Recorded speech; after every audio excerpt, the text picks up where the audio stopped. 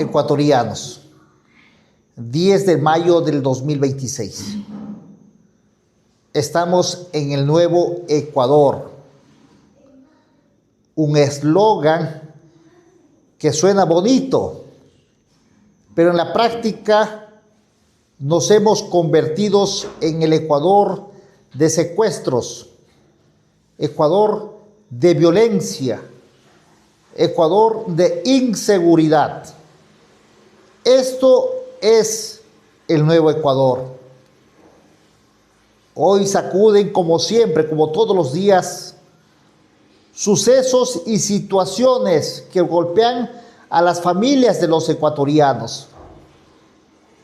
¿Cómo podemos festejar a nuestras madres mientras las madres de otros hoy lloran la partida de sus hijos? Y madres también que han partido hoy al nombre de la delincuencia. Gobiernos que no responden a la situación real de los ecuatorianos. Mienten, gobiernos mentirosos. Pretenden tapar el sol con un dedo, pero le es imposible. Un gobierno que nada más responde a las políticas internacionales. Un Ecuador sumergido en la pobreza, sumergido en la inseguridad. Un Ecuador sin rumbo. Señor Noboa, ¿cómo entendemos los miles y miles de dólares que usted gasta en publicidad con sus medios de comunicación cómplices de su desgobierno? Hoy hemos recorrido las calles y no es el sentir del Día de las Madres como años anteriores. No hay recursos, no hay dinero.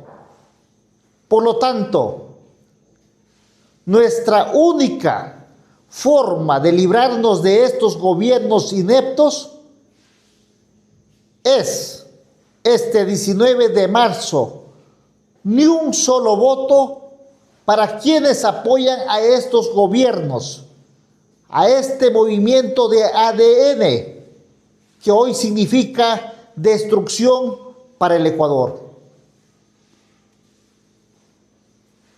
Hoy estamos en el año 2026. Solamente es el año 2026. Porque en la práctica y en la realidad hemos retrocedido a los años 90. Esto sucedía en los años 90. Cuando simplemente teníamos gobierno de cartón,